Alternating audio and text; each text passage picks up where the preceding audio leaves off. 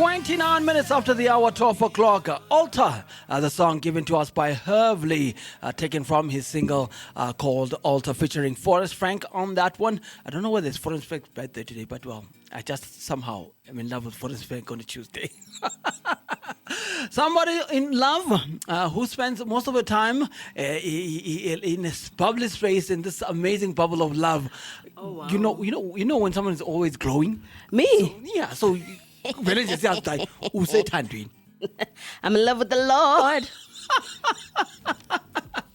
Conversationalist is back in the building. Shaman Chaz. Yes, darling. What's up? Yeah, today we are going back to the workplace. Yeah. I've been having a lot of conversations with people about employment, and my cousin recently was fired from her job. It's just such one of those unfair dismissal cases. Yeah. And there's just a lot of discourse happening around workplace drama. So today I wanted to talk about corporate gatekeeping. The game of corporate gatekeeping, particularly always with the hint of, those in black leadership. Oh. As usual, me, I try not to go hard on black people, but I just can't. I just can't. I think, what keeps me up at night is like, how can us as black individuals pull each other together, unite, solidarity, So these conversations, shame, they'll always be underpinned by black community. But are we as black people the ones who are giving each other a red card? But Absolutely. I have tons of stories, and I'm sure as I conversate, maybe it'll trigger some things in you if you've worked in these situations. Trust me, right? Trust me. And, now that you've asked, have you ever had a terrible boss? I think that answers the question. Have you ever had a terrible boss? Silence of the lambs. You see, trauma is keeping you all quiet. The reason why I'm keeping quiet is today, I'm going to say this on here. Today, one of my ex-bosses actually called me earlier on in the morning. I was like, Joe, I've been listening to your show. Like, how? Gambel? I didn't know. You never gave me the opportunity. Well, we won't say he was a terrible boss. Yeah, he was. And he was a terrible boss because of the people around him. He's a great guy. Yeah, Joe, you're a great guy. You're a great guy. You're a great guy. You're a great guy. Like I said to you in the morning, you're a great guy. But the people that you've surrounded yourself with sometimes are the people that... And we become fruit of the poisonous tree. Exactly. So, yeah, I've heard those kind of bosses, but I think that most of the time it was also influenced by the people around him. Exactly. So, we've all had, I think we all have a scenario where we have a terrible boss, we've been blackballed, or someone's taken credit for our work. There's multiple scenarios, right, in which terrible bosses can show up. And so today, I'm going to make a loud declaration, and I'm going to say, stop it. Stop it. Stop it, stop it, to black leaders, black management, black C-suite, anybody who holds a position of power in who is black and in the workspace, and who is preventing others from coming into the fold. Yeah. Because what we do as black leaders, as soon as we get into that position of power, we are now the only black in the boardroom, we are the only black in the manco, we are the only black. We then do this and we want to lock everybody out. So that's our new pandemic within the corporate space. Oh, that is a pandemic that I've seen. I've fortunately never experienced it personally. I've only ever had white managers, but I've seen it with friends, with colleagues, family members. It is extremely distasteful to see abantu who share the same historical disposition as you want to lock you out once again. So it's like barrier 1, I was locked out by Umlungu. Barrier 2, now I'm being locked out by you. My very own, yeah. And it's not just in corporate spaces, it's also in public sector spaces as well. That also exists in public sector spaces, though I will be, focusing on corporate. It's everywhere. It's everywhere. We want to be the first black, and unfortunately, we also want to be the last. Last black, yeah. First and last, yeah. Insanity. right? And that then blocks other people from moving forward in their career. So I'm going to share a story, as usual. Always got to bring it back home. So I don't speak about things I don't know. Okay. I was, in my company, the first black intern in 2014. Remember, I worked for a little startup in a big organization. Yeah. I was the first black intern. And I knew that with time, black females would come after me. Yeah. And I knew that I had the responsibility. I had a huge responsibility because I knew that any black female coming after me is going to be benchmarked by me. By the standard you set. Exactly. And no, not to toot my own horn, but I'm not a great person to come after because I'm brilliant. I set the benchmark high, okay? Wow. But And absolutely you are. yeah, so I knew Gotta that I had acknowledge that responsibility, and I could have done one thing, right? I could have been like, I'm going to allow myself to be the black girl that shines. And then everyone else is dust compared to me. Yeah, yeah. But I didn't do that. And I think what's important to note, especially black females coming into the workspace, is that we're very timid. We're not taught how to create connections and create relationships in the workspace or in predominantly white spaces. So you'll find that a lot, particularly with black women, we are very quiet to injustices that happen in the workplace. Siyathula, asifuna ukukhuluma, we don't want to shake the table. Me, I was not like that. Tigibantla. Me, I was always You were shaking not the one the who said, I table. want to keep this job. Never. I was always shaking the table. Those people that used to work with me, they used to know what to way so send the email. But I come from a family of freedom fighters. I couldn't be quiet, Wow. So generally we're very timid and we don't know how to create relationships. And a friend of mine who also was an HR at the time said to me, you know what, Shaz, the business is growing. Obviously, we're employing more black people. And we started informally. It wasn't a proper program. Informally, we started what we call the Black Induction. And that's... Wait a minute. In the corporate space, in the corporate space. you became a part of founding this Black Induction. Yeah, it wasn't formal. So it's not like white people are going to approve a black induction. It was someone started, they go through the normal company induction. Then as they simmer into the business, you start to pull them out. Wazala wena, wazala. Mo akusiyo umngani wakho lona. This enza kanjena mawukhuluma nalona. Ungayifanisi na. You know what I'm saying? Yeah. So and you have to gauge who you're speaking to, because there are people who are Uncle Sam's or who will not be receptive. Next thing was so so you gotta pick up what you low is not going to receive what I'm saying. Gyapuma again. And then there are those who you tell and they'll come back 6 months later, Toma, you were so right. As you were so right. I was like, I told you how to move in this place. So we used to do black induction just to help other people who would say, hey, you are still black. And this is how you move in spaces like that. I'm a different kind of black. And, you gauge who you're receptive and you help them navigate a majority white sort of workspace. How do you propel yourself? When to speak, when not to speak, what to speak on? Because, I've seen a lot of corporate traps. And black people are used as corporate traps sometimes. Yeah. But sort of the core of what I want to get to is like when us as black people get into positions of power and then we close the door behind us.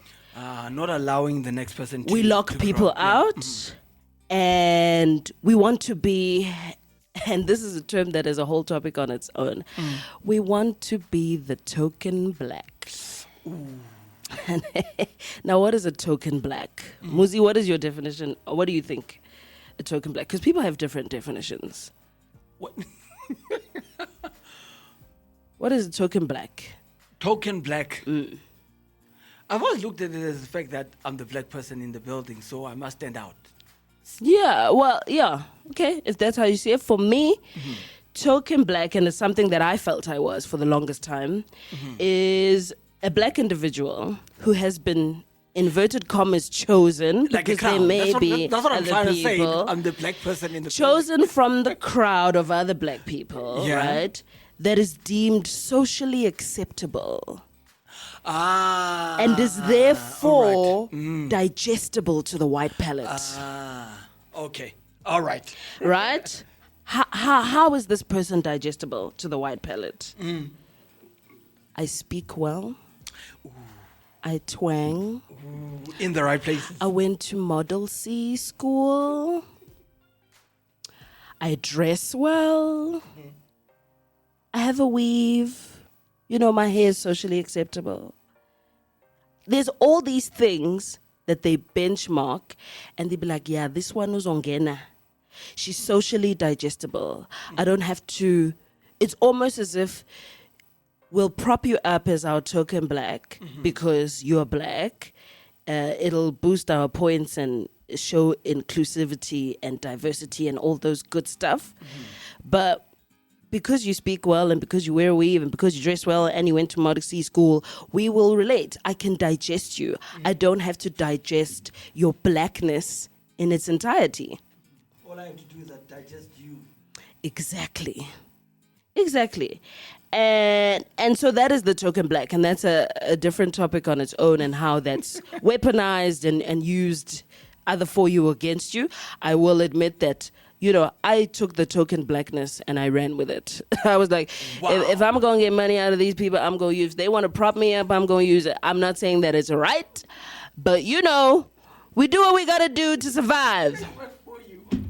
We do what we have to do to survive.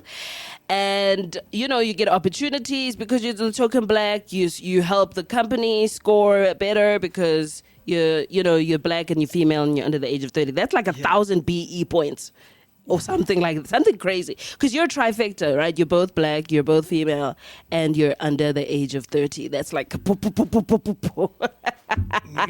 Okay, now I think, I'm starting to think that token black works differently for male and female. Okay, how does it work for men? It's always is the only guy in the company.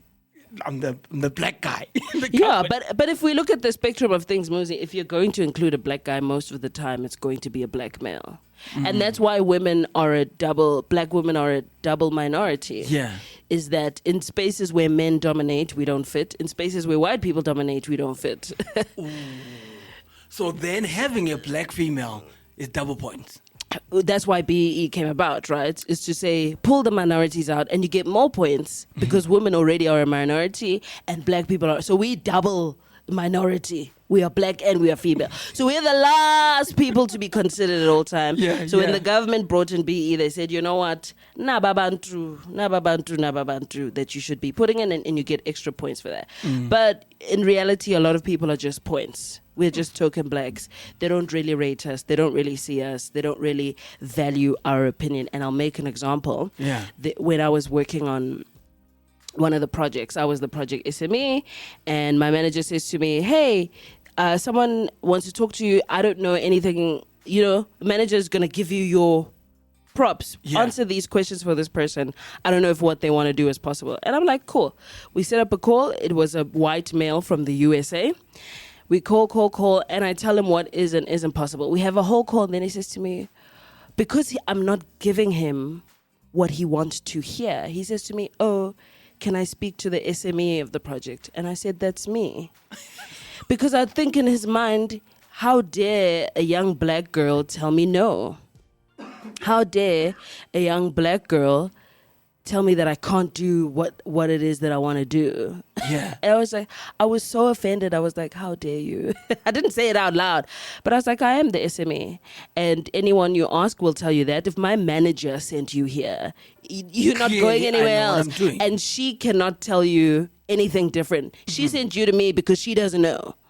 And so people take you lightly and they think that you don't know just because you're a black female, and they don't take you seriously because, you know, you're that token black, right? Yeah. And ultimately, these leaders, these black people, they gatekeep and they say, oh, well, I made it here by myself. Now it's Bonel. Ooh. I won't help. Yep. I've had that said to my face, bro. Really? I'm serious. Dude just told me straight, all of us got here, we work hard for ourselves. I know. And guess what? A few years later, I was now his supervisor. Oh, you were saying about working hard? Where are you now?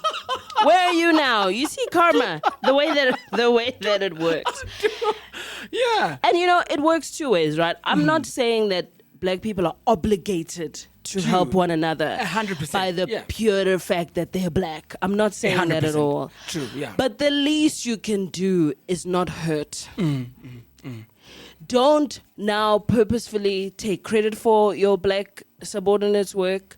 Don't now talk down on them in rooms filled with other people. Don't now be the person blocking. Rather stay out of the way if you're not going to help. Yeah. Right? Because your own insecurities are now, now there's going to be two blacks. And have you ever heard of the crabs in a bucket theory? I have had it, but I've never gotten to understand. Maybe let me hear your perspective. Crabs in a bucket is the ideology. If you think of where crabs come from, they come from the ocean. The ocean is vast. No one knows how big the ocean is. Yes, yeah. So there's room and space for them to swim, to birth, to grow. What white monopoly capital does is they take you out of that and they put you in a bucket. So they create the illusion of little to no opportunities. And we black people eat it up because we say we're crabs in a bucket. There's not enough space and there's not enough opportunity, which is not true. There's a whole ocean of opportunity. They've just taken you out and put you in a bucket. Yeah. And that is the crabs in a bucket theory. And we eat it up, and that's why we want to then keep people out of the bucket because there's no space, which is not true. You often hear when people, entrepreneurs and entrepreneurial speakers say there's room for all of us. Don't ever say that the hair market is saturated or whatever. Said there's room for all of us. It's true. There is room for all of us because we all have the ability to bring something different to the table. You don't see JQ. I don't know if you've seen the new JQ cars. You don't see JQ saying, I'm not going to the African market because there's cherry and Omoda. They don't care. We're bringing something different. Yep. I'm going to sell another car to the market. And they're making it. Why does it low-key look like a Cullinan? Like a knockoff Cullinan? I was like, China! But, but if you drive down the street in one... No, it's beautiful. Beautiful car. It's absolutely beautiful. I always say with new cars, and we digress a little bit, with new cars, I want to wait a little bit. Couple more 5 years, see what's happening.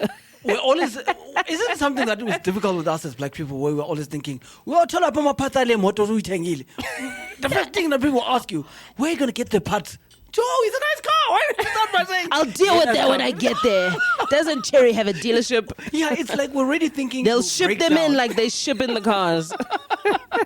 But that's my point, right? Is that the crab in a bucket theory is something that we feed into and something we need to release ourselves from because it opens us up to be racist against our own people.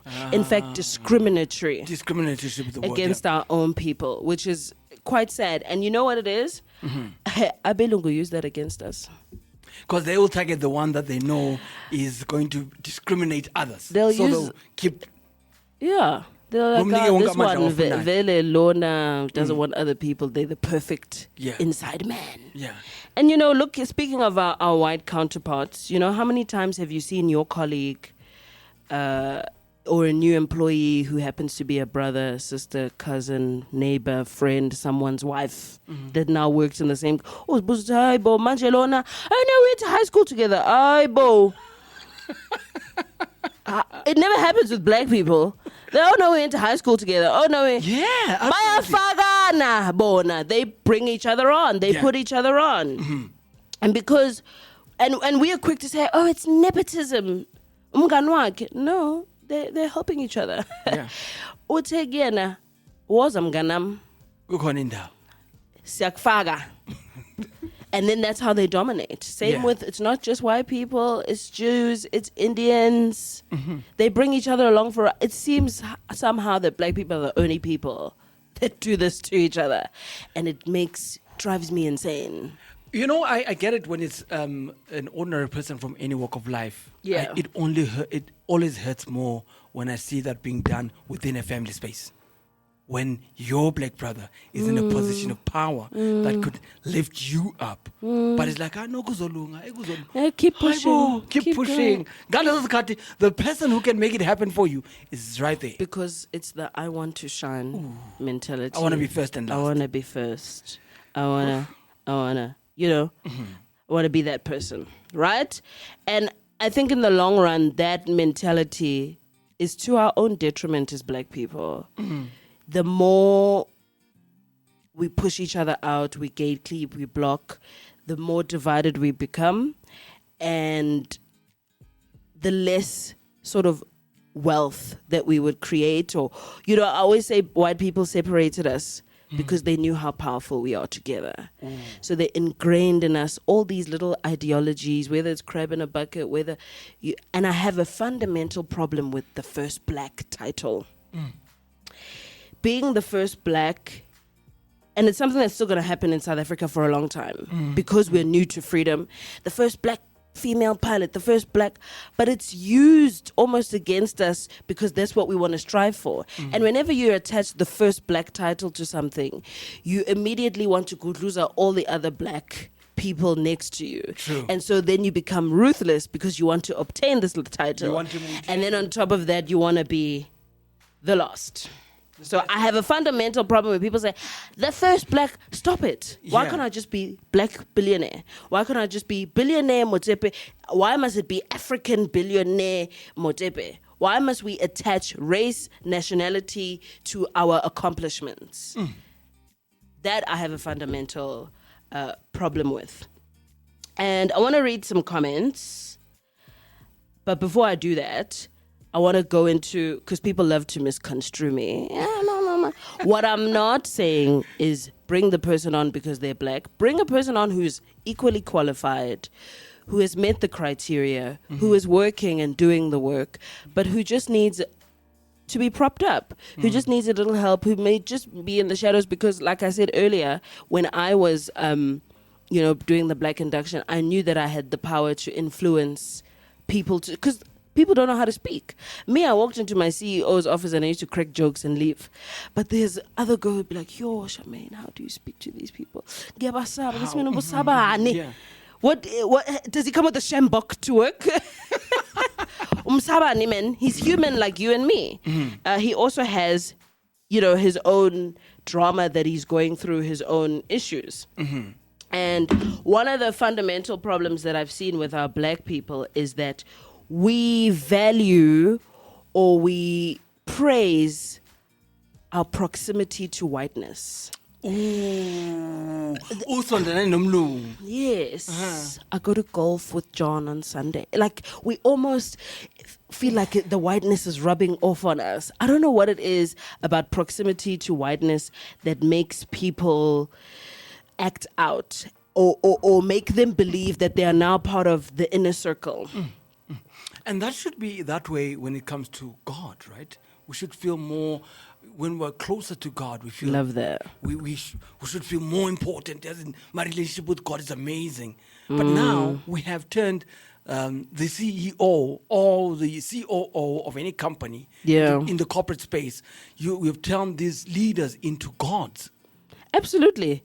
And so black people are now, I'm in the boardroom, I'm here by myself. I go to oh, here's my thing that I'm looking for. I go to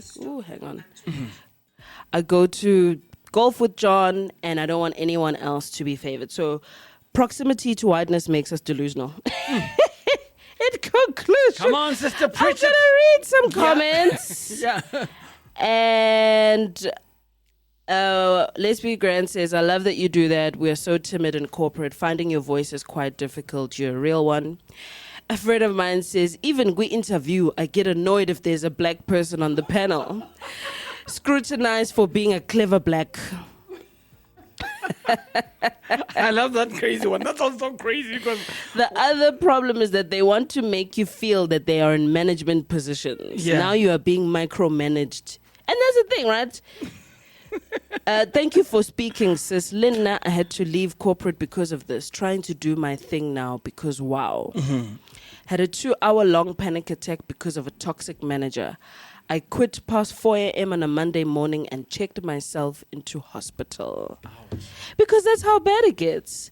I mean, already in the corporate workspaces, black people, we are going through the most. We are underpaid, we are overworked, we have to work twice as hard just to As get the half next of person, what yeah. Joe has. And then you have someone who's actively oppressing you. And that's how you land up with people who are in hospital. And if you remember the very first time I came on here, I was like, I could not work anymore. I was crying. I was just not because someone was oppressing me, because I was in the wrong space. So can you imagine you going through that and then there's someone oppressing you on top of that? So I can definitely resonate with that. This one says, I asked and begged and fought for her to get a promotion. 3 months later, she got me fired. They really do gatekeep. It is How kahleni bo? absolutely absurd. Absolutely absurd. Low, low, low blow. The thing is, these people are irresponsible. Once you help someone, they go and cause problems for you at work, and you have to account somehow. So this person is speaking on the opposite. Uguti, you help someone and then they embarrass you. But the thing is, you never know when someone is going to do that. When you did things by the right intention, and you can't be held accountable for someone else's actions. That's True, ridiculous. yeah. Facts. I even am trying to get corporate contracts. I'm still struggling to get business. So this is a person who, is In the business in space. the business space, probably as a service provider, but because she's black, they probably deem her untrustworthy, so she's not getting contracts. It's a tough life. People are going through the most. I'm going to read a few more and then do my closing. Preach. I was gatekept by my former boss. She did it by getting my contract renewal revoked behind my back. Ooh. Imagine, your contract has come to an end by your fellow. But I somehow believe At the hands of your. I somehow believe the females are worse. Like if you look at, even with cops, when you get stopped by a cop, as a female, you're like, it's okay. It's a guy. We'll talk. Yeah. When you get stopped by a female, I once had a female stop me and I'm like, oh Lord, I'm going to jail. They have no sympathy. And she says to me, do you know that you cross your YouTube? You know how she made me pay? She's like, write down your makeup routine. I sat there. Wow. Take my makeup, which is not the worst that I could have been through. But that's cool. That's cool though. But, I've heard horror stories of female cops, what they do to other females. And then there's another comment that says, not just that, somehow they always say it's God. We know it's God, but where did you send your CV and who did you talk to? But it's God. Yeah, but God says pay it forward. Why are you gatekeeping? I'm tired of being timid in workplaces. Louder, please. And I'm just going to read one more, and it says, I don't know what this means. Scafe those propelling self forward in corporate environment. I don't know what that means. I'm sorry if it's a swear word. Yeah, it's scasiology there. Yeah, but it's something that we can't say on air. But it is Okay. I'm sorry, I don't know what it means. Last one, he says, a few years ago, I was so excited to report to a black lady. Little did I know she would be the one of the people to hold me back. Oh, wait, I have to read this one. A lady once denied me an entry-level post, said I should lose weight because corporate isn't kind to fat black girls. One day I will do an episode on fat shaming and body shaming, because that is absolutely, absolutely ridiculous. So, there's tons of ways. I've read the comment that people get gatekept, whether it's in an interview panel and you can already see what you weigh. It actually works, this one, for the fat shaming. Come Oh, on, absolutely. man. That's bad. Absolutely. If you think racism is bad, fat shaming is also in there. Those are some of... Shame on you if you are black and you're fat shaming a lady. If you are black, fat shaming, gatekeep. If you are doing anything to purposefully... Shame on you. screw someone over, shame on you. God is Yeah. watching you. Yeah. So, those are some of the examples that people have. People go to interviews, and if you look, I advise anyone to go to Twitter and look at the HR threads, Yeah. particularly the black HR threads, where your negotiation phase for your contract. Asumutu, this is the highest we're willing to offer you, knowing very well that there's 20 grand left on the table. They chuffed with themselves. Oh, we saved the company money. No, babes, you did absolutely nothing but screw over your fellow man. Things like that. Some people say varsity applications, they get discriminated against those. Yeah, we dean's office, or those ladies that work in the office, a lot of clerical jobs are black people, and people are giving you attitude. We see it even in Kabo ShopRite, Pick and Pay. The lady is rude. Plastic. But Umlungu, who was just before you, hi ma'am, how are you? Do you have smart shopper? Hey, When I have plastic. Hi, bo, what did I do? hey, Grace. What did I do? She's serving you. And like, okay. I'm so tired, guys. I don't know what black people have What against are each the other. solutions? And In 1 minute, what solutions can you put in place? Just read out a few solutions for us. you know what, Muzi? I'm not going to claim that I have a solution. I myself don't know. I'm living it myself, daily life. But you know what I want to say in closing is that Yeah. if you're not going to help, don't hurt. Ooh. And I'm going to leave with this remark is that no government, I know we're going into elections, everyone is hoping for a new change, which is A new great. dawn We and all all want, of- yeah, we all want a new dawn. It's the new 94, 2024 kind of poetic. No government is going to help us as black people. It is up to us as fellow black people in our community to help eradicate poverty. Wow. No ANC is going to do that. No DA is going to, definitely not going to do that. No EFF. It is, I must hold your hand, Muzi. You must hold someone else's hand. You must hold, and etc., etc. That is the only way. That is how white people do it. That's why white people thrive even if it's not their government. Because they hold each other's hand and they bail each other out. And that's it from me today. Go out there and be a better person, y'all. Life is too short. Like she said, if you're not going to do it, don't hurt. Yeah, if you're not going to help, don't hurt. If you're not going to help, don't hurt. All right, that is Conversations with Shaz right here every Tuesday on Hope Alive Radio on the Midday Hangout, exclusive to the Midday Hangout. How do we follow you for more conversations that change the perspective of who we are? At Shaz in Conversation on TikTok, the Shaz is CHAZ, at Miss Shaz _ on Instagram, and Dube Communications at outlook.com for queries. Do you mind waiting for me the whole year so I can put on some weight? We're going to do a black shaming, body shaming thing. Yeah, I'm going to put on some weight intentionally. You want to do an experiment? Yeah, intentionally. I'm going to put on... what?